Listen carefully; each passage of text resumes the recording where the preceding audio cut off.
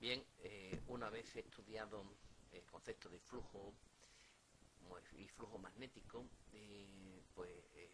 vamos a pasar a estudiar a los fenómenos de inducción electromagnética. ¿eh? Vamos a empezar con la introducción fenomenológica. Bien, tenemos aquí a Michael Faraday, un científico inglés de mediados del siglo XIX, que obtuvo las corrientes eléctricas mediante campos magnéticos. Fue Faraday quien dio el nombre de inducción electromagnética a este hecho y enunció la ley de inducción, después de realizar la siguiente experiencia.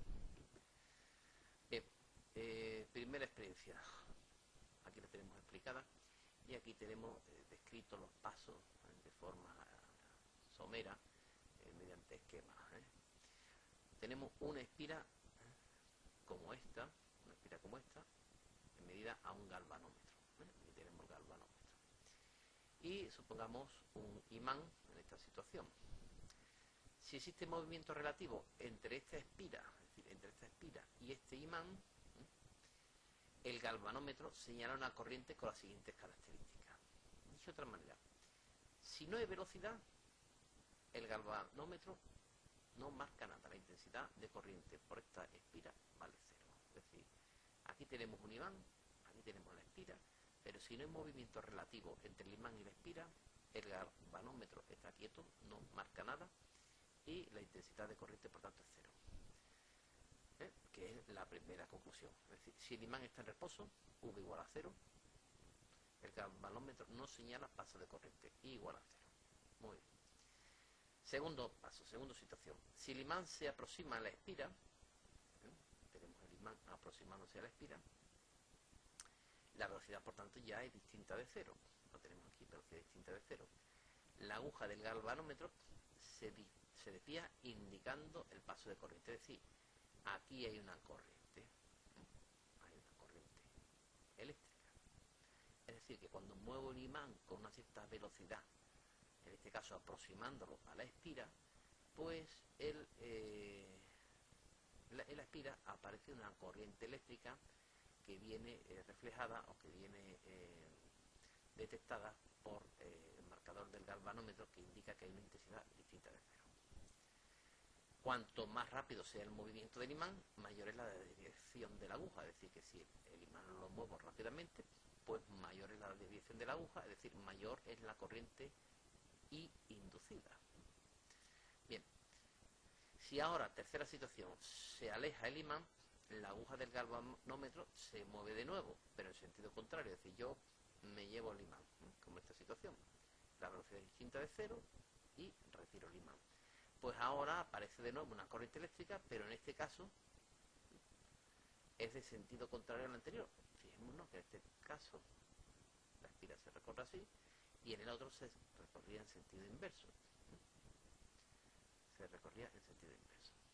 Es decir, que si retiro el imán, aparece una corriente inducida, pero en sentido inverso a la que aparecía antes, que era cuando lo aproximaba. Bien, cuarta situación. Lo mismo ocurre si se aproxima el polo sur, pero la corriente circula en sentido contrario. Es decir, en esta situación, en comparación con esta, pues vamos a tener los mismos resultados que hemos explicado hasta ahora, pero claro, el sentido de la corriente va a ser distinto, porque ahora el polo que tenemos aquí es el polo sur, el que teníamos aquí era el polo norte. Así que si yo aproximo, aquí efectivamente aparece una corriente eléctrica, pero en este sentido, el sentido es diferente al que tenía en esta, porque estoy aproximando un polo sur y aquí estaba aproximando un polo norte. Bien, de estas experiencias se deducen algunas consecuencias. Primera, solamente aparece corriente mientras haya movimiento relativo entre espira e imán. Por ejemplo, en esta situación no hay movimiento relativo y por tanto no aparece corriente eléctrica inducida. Segundo, esta corriente es producida por una FEM, fuerza electromotriz, que recibe el nombre de FEM inducida. Es decir, que aparece una fuerza electromotriz inducida. ¿Inducida por qué? Por el movimiento de ¿qué? Del imán. Aparece una FEM, una fuerza electromotriz responsable del movimiento de las cargas. La FEM inducida aparece en la espira cada vez que cambia la intensidad del campo magnético en la región de la espira. Es decir, fijémonos, esto va a ser importante. A medida que yo aproximo el polo norte del imán, ¿qué le pasa a las líneas de campo? Que entrarán más líneas de campo. Si yo aproximo el imán, entran más líneas de campo. Hay un aumento de líneas de campo, un aumento del flujo sobre esta superficie. O sea, aproximando el polo norte, cuanto más lo aproxime, más líneas de campo van a entrar y mayor va a ser por tanto el flujo. Es decir, aquí hay un aumento del flujo magnético. Entonces, la FEN inducida aparece en la espiral cada vez que cambia la intensidad del campo. Fíjense, si ahora yo retiro mi imán, hay una disminución del flujo de líneas de campo. Antes tenía muchas más entrando y a medida que me lo voy llevando el imán hacia la derecha, hay una disminución.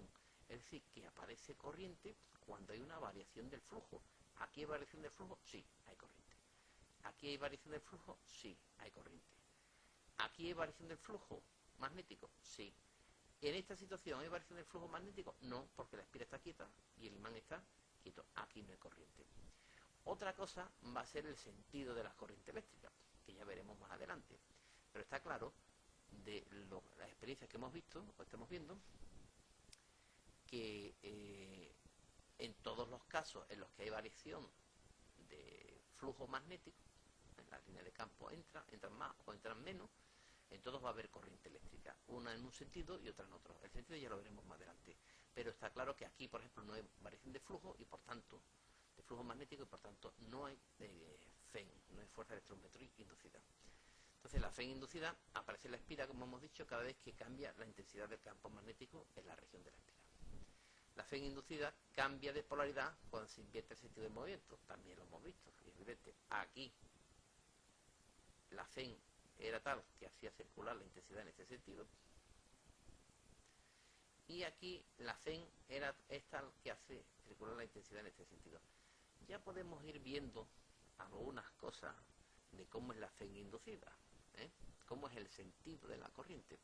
Fíjense, si yo aproximo el polo norte magnético, aquí aparece una corriente eléctrica.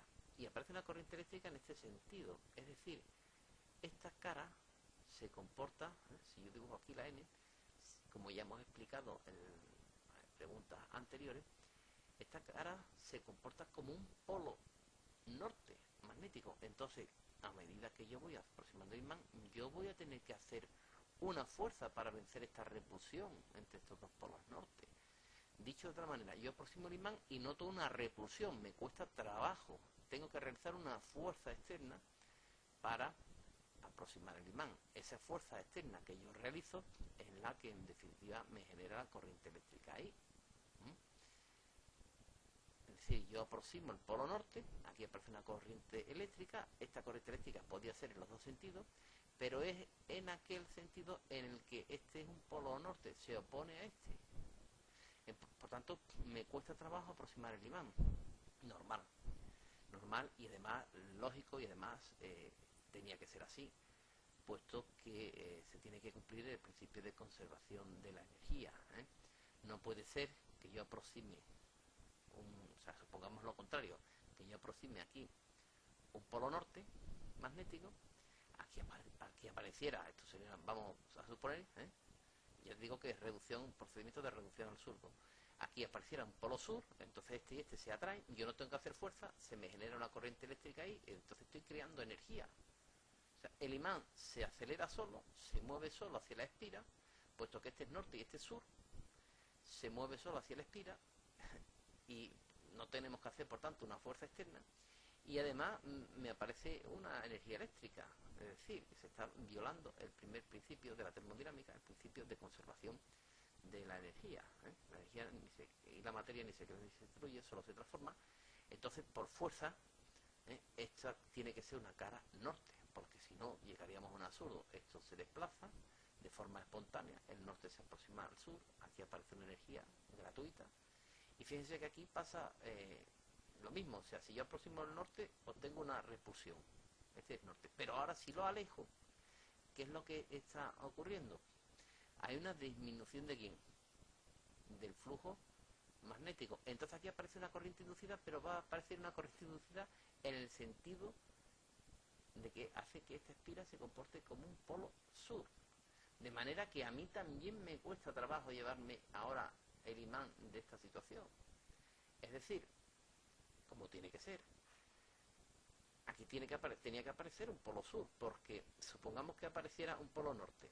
Si este fuese un polo norte y este fuese un polo norte, estos dos se repelerían de forma espontánea, no habría que realizar trabajo y aparecería una corriente eléctrica. Luego, por fuerza, si yo retiro el imán, aquí tiene que aparecer una corriente en el sentido de circulación, de manera que esto sea un polo sur, para que se oponga. Es decir, yo tengo que hacer una fuerza externa para mover el imán hacia la derecha, y esa fuerza externa produce un trabajo que se traduce en la creación de una corriente eléctrica aquí. Es decir, que se tiene que seguir cumpliendo, por supuesto, el principio de conservación de la energía. Bueno, vamos a ver este caso. Si yo aproximo el sur, ¿qué es lo que está ocurriendo? Como aquí las líneas de campo entran, pues aquí tiene que aparecer ¿qué? Un polo sur, es decir, la intensidad de corriente tiene que ser en este sentido, ¿verdad? Bien, entonces ya hemos visto cuándo aparece la corriente inducida, que aparece solo cuando hay variación de flujo, y ya sabemos además qué sentido tiene que tener esa corriente inducida, esa fuerza electromotriz inducida. Tiene que ser un sentido tal que se siga cumpliendo el principio de conservación de la energía mecánica. El principio de conservación de la energía ni se crea ni se destruye, solo se transforma. Entonces, si yo aproximo un norte, aquí tiene que aparecer un norte. Si retiro el norte, aquí tiene que aparecer un sur. Y si aproximo un sur, este tiene que ser un sur. Y por tanto, lo único que tengo que hacer es aplicar el criterio este mnemotécnico para saber el sentido de la corriente eléctrica. Es decir, que ya hemos visto que la fuerza electromotriz inducida depende cuantitativamente de la variación del flujo, y además también sabemos su sentido. Y su sentido es tal que tiene que cumplir el principio de conservación de la energía. Bien, en un circuito eléctrico las cargas circulan por él porque la pila proporciona energía a esas cargas.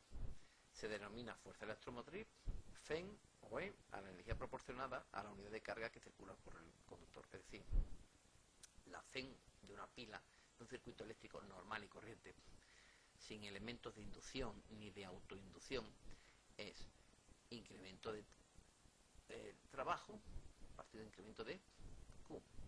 Yo puedo dividir aquí por el tiempo y aquí por el tiempo. La expresión, la igualdad no cambia. Es decir, si yo divido aquí partido de incremento de T y aquí partido de incremento de T, la expresión no cambia. ¿Y quién es el trabajo partido por el tiempo? La potencia. ¿Y quién es la carga partido por el tiempo? La intensidad. Entonces, la unidad de la Fn, de la fuerza electromotriz, es el voltio o el julio partido por quién, por coulombio, pero también podría ser el vatio partido por quién, por el amperio. De aquí, de esta fórmula se ve, es el voltio, pero puede ser también julio partido por coulombio, o puede ser también vatio partido por amperio. La fuerza electromotriz Fn es la relación existente entre la potencia consumida, aquí lo tenemos, y la intensidad que recorre el circuito. La fuerza electromotriz también se expresa en las mismas unidades que la diferencia de potencial, pero se trata de dos conceptos físicos distintos. La fuerza electromotriz es la causa de que exista una diferencia de potencial V sub A menos V sub B entre dos puntos A y B. Es decir, una pila tiene una fuerza electromotriz y es la responsable de que entre los dos puntos del circuito unidos por esta pila haya esa diferencia de potencial V sub A y V sub B. Pero ¿quién me proporciona esa diferencia de potencial? La pila, los elementos químicos de la pila, los diferentes potenciales de los constituyentes de la pila. Es decir, que aunque tienen las mismas unidades, son conceptos físicos distintos. Uno es diferencia de potencial y otra es la que efectivamente me proporciona esa diferencia de potencial. Es decir, la fuerza electromotriz es la que me proporciona la diferencia de potencial entre los dos bornes de la pila. Bueno, vamos a estudiar una segunda experiencia, y el imán nosotros lo vamos a sustituir por otra espira con generador de corriente, ¿vale? Con un generador de corriente. En este caso, sustituimos el imán por una espira unida a una pila, ¿verdad? Aquí tenemos la espira unida a la pila, y en esta espira, por tanto, existe una FEN, una fuerza electromotriz. Aquí hay una diferencia de potencial entre estos dos puntos, y por tanto circula una corriente. Una corriente que, como hemos dicho, en realidad las cargas salen del negativo y entrarían en el positivo, pero por convenio ya hemos explicado que sale del positivo y entra en el negativo, porque ya dijimos que históricamente se hizo así y se mantuvo esta notación, es decir, que la intensidad sale del positivo y entra en el negativo, se pone de potencial negativo. Bien, entonces hemos dicho que en este caso sustituimos el imán por una espira unida a una pila, ¿verdad? Y en la cual existe la FEN, y por tanto circula una corriente. Bien, vamos a ver qué pasa si existe movimiento relativo entre ambas espiras.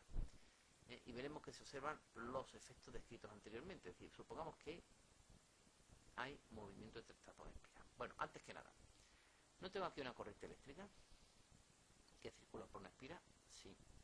Y hemos visto en preguntas anteriores que una corriente eléctrica que circula por una espira me crea en su interior un campo magnético.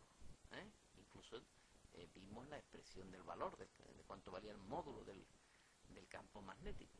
Es decir, que una intensidad de corriente circulando por una espira me crea en el interior un campo magnético, y además determinamos incluso el valor del campo magnético en el interior. Bueno, pues es el campo magnético que me crea este sistema, el 1, y ese campo magnético, esas líneas de campo magnético entran en estas otras espiras. Si no hay movimiento relativo de este con respecto a este, ¿qué es lo que va a ocurrir? Pues que el flujo va a permanecer constante.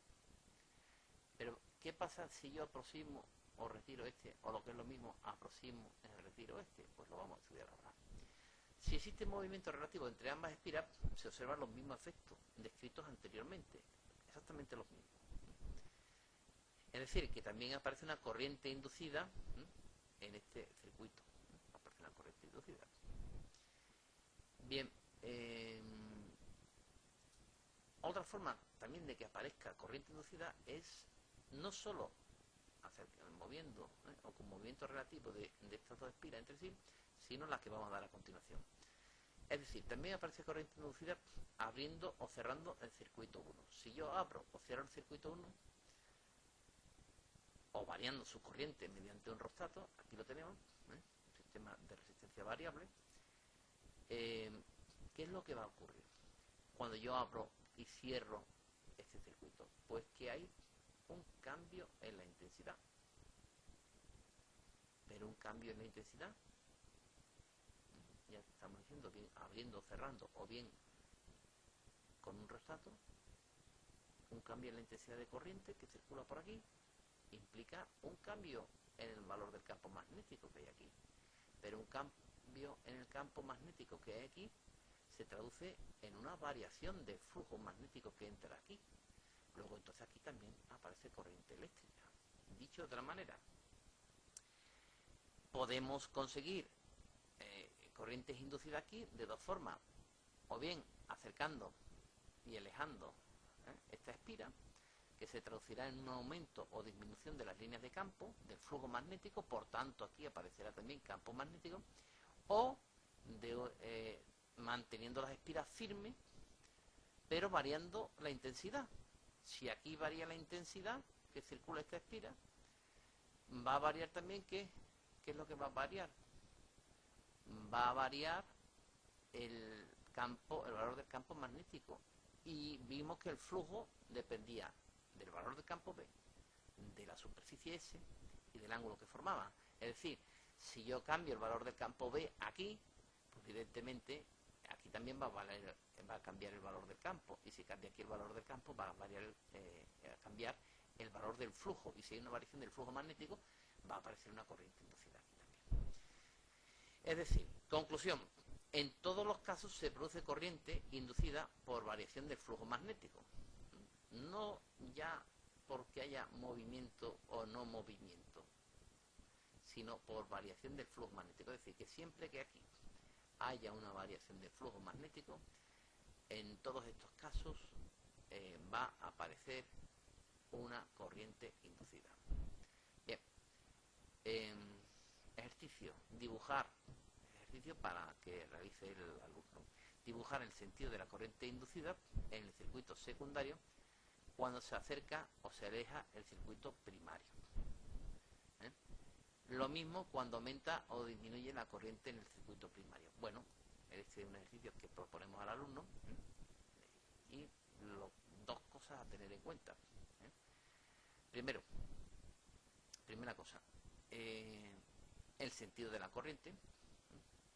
El sentido de la corriente me va a generar aquí un campo. Tendré que saber el sentido del campo.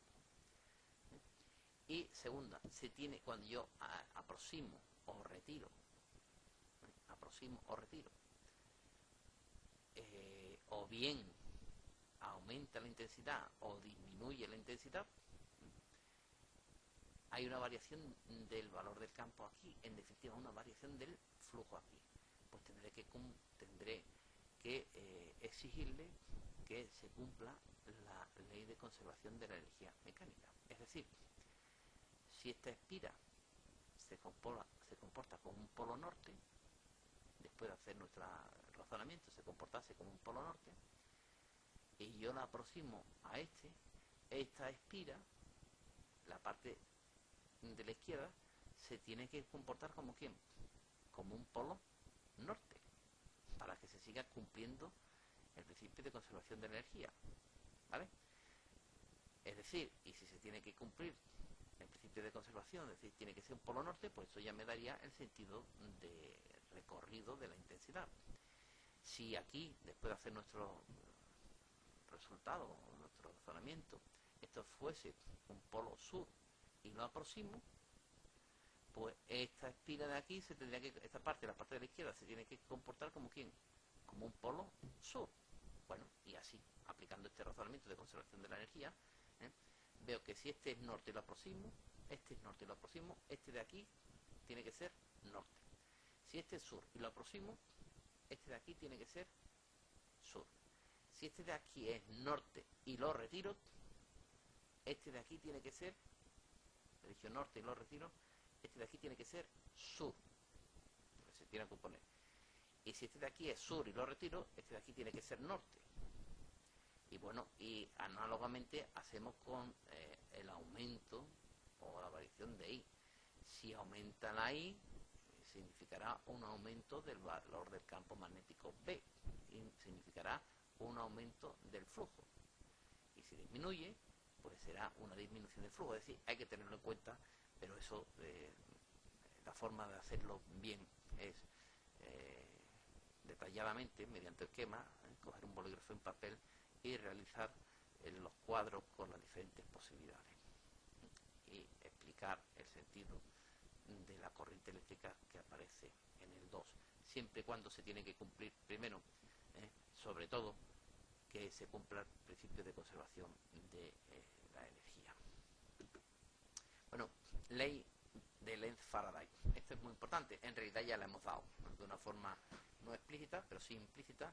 Hemos dado la ley de Lenz-Faraday en nuestros ejercicios anteriores. Bien, vamos a hacerlo ahora de forma explícita aquí. Podemos afirmar que la inducción electromagnética se funda en dos principios fundamentales. Primero, toda variación de flujo que atraviesa un circuito cerrado produce en este una corriente inducida. Es lo que llevamos explicando en los ejercicios anteriores. Segunda, la corriente inducida es una corriente instantánea, pues solo dura mientras dura la variación de flujo. Evidentemente, en el momento en que desaparece la variación de flujo, pues desaparece la corriente instantánea, la corriente inducida.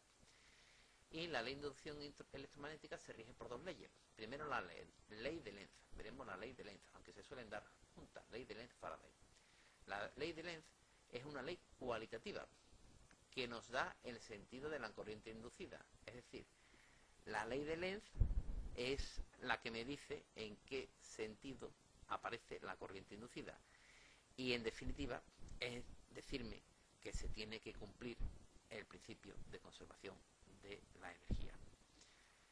Es, no obstante, una ley cualitativa, porque solo me indica que el signo, el sentido de la corriente inducida. La ley de Faraday es una ley cuantitativa que nos da el valor de la corriente, nos da cuánto vale, 2 amperios, 3 amperios, 27, los que sean.